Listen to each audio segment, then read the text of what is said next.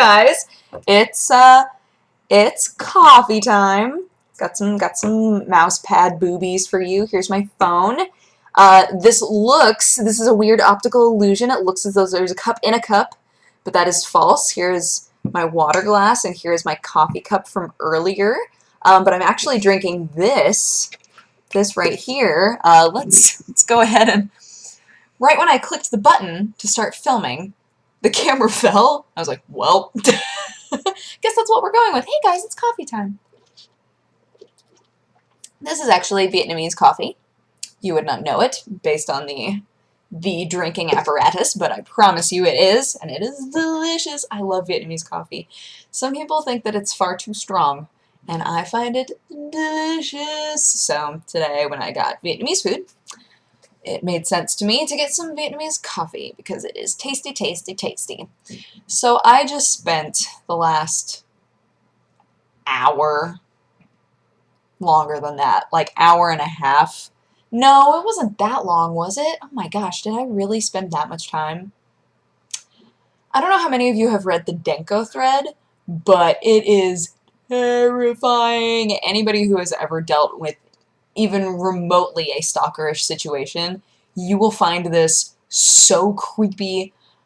Oh my gosh. So it's a thread from 2011, I think, and it's this guy who... So there's a gradual build, right? But you can tell something's off from the beginning. It's this guy who's talking about his girlfriend, or this girl that he likes, and the longer that he talks about her, the more you realize that he is essentially stalking her, but he doesn't realize it. And it's a really interesting look at the way that his mind works and the way that he absorbs information and completely misinterprets it. And also, he doesn't listen to anybody in the thread. Like, so many people are like, you are being seriously creepy, like, this is not okay. And he's like, guys, stop teasing me, like, be honest with me. And I'm like, oh, this is so terrifying to read. Like, it's really long. Was it hour and a half long? God, I don't know. Time just flew by. But I just read that whole thing. It was brought to my attention on MangaPod, and then it was linked to me, and I opened it up and left it open until we were done with MangaPod, and then I wound up reading all of it, and I was like, it's one of those things that you read and you go, maybe I just won't sleep tonight. Maybe that's a thing that'll happen. Maybe sleeping is for the weak today. And I'm not weak. Nope, no siree. I'm just gonna build me a Gundam. I'll build a Gundam tonight. Maybe that's what I'll do all night. The other thing that I was looking up today, it was fantastic. I spent a while looking up how to take pieces of wood and put them together to be a tabletop. Because there's a table that I really want to make. I've wanted to make a table out of like salvaged wood and pipes. I wanted to do that for a really long time. So I've been putting together kind of a plan on how to do it, but I've never seen, I guess it's like relatively new. I think we got it from like Sweden or something. The use of biscuits. They're like little pieces of wood, so you can get a biscuit cutter. I don't think that's what they're actually called. Biscuit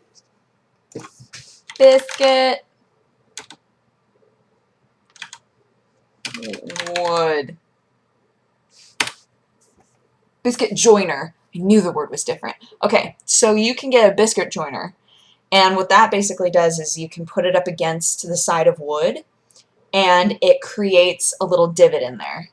So then, when you put the wood glue on the wood, you have these little biscuits, these little pieces of wood, that go into those notches and joins the wood together.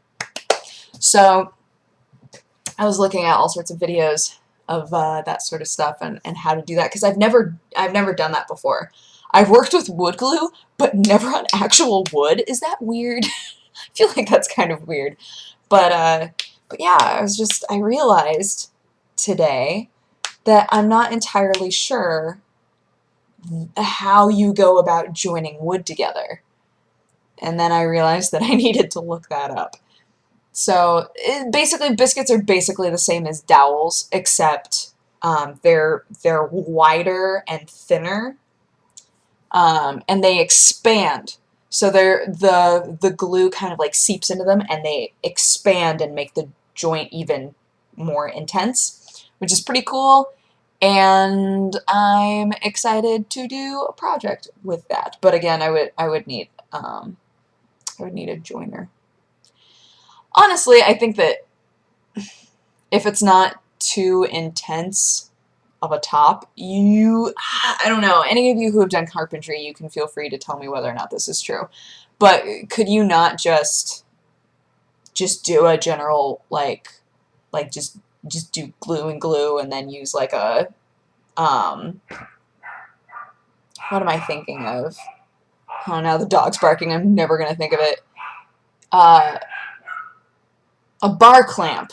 Use like a bar clamp to hold everything together and then just let it join. Would that not make it firm enough? Would you need a dowel or a biscuit or something in there, like holding them?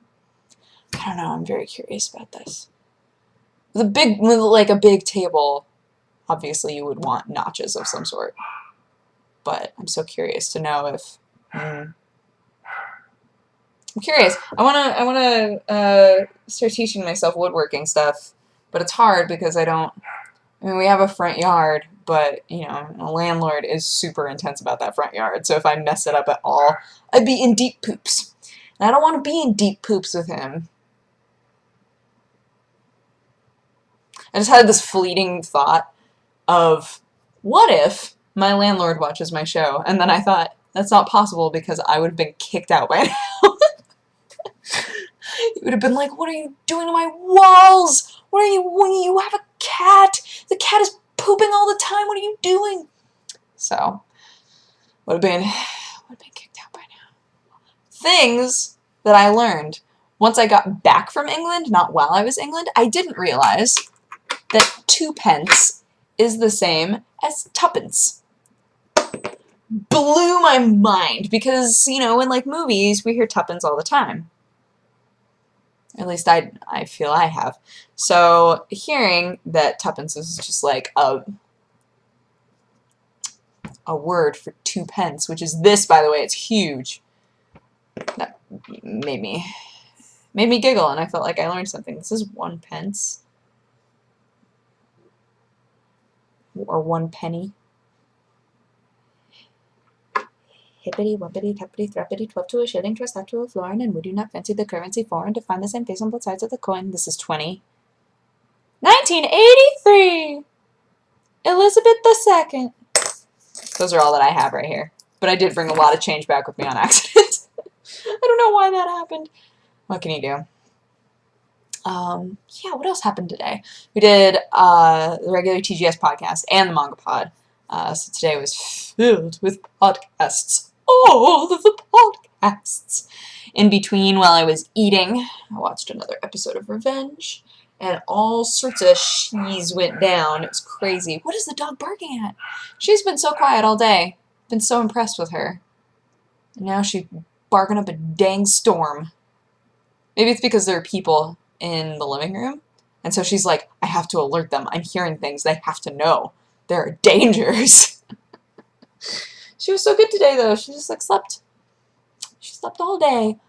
They were taking her to work, and then they decided that they were going to leave her at home until she's been spayed, which will be a couple of days, until she's microchipped and spayed, which I think is a good idea, because she was found having obviously had an owner but was not microchipped, and her owners never found her, which I think is very sad. I think a lot of people think that microchipping is silly, but in a big city like this, I mean, there's a high probability that your animal is going to get hit by something, which is really sad if they get out.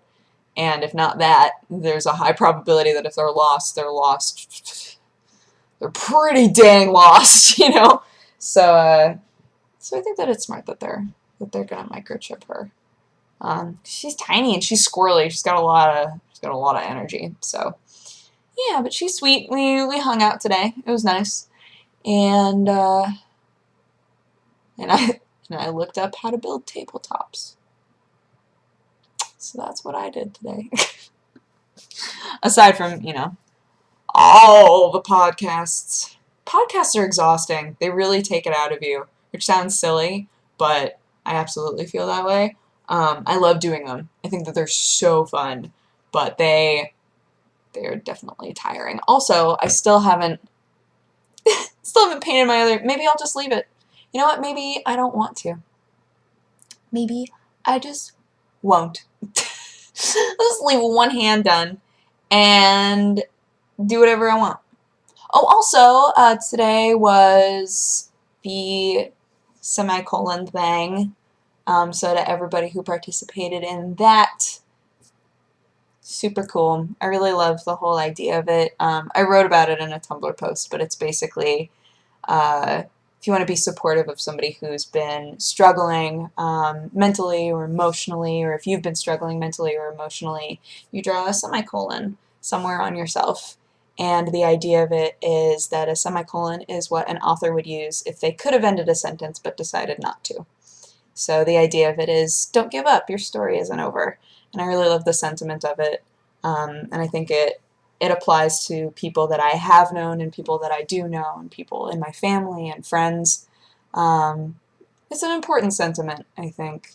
And reading some of the stories that were coming up today was really very inspiring. I mean, everybody is so strong.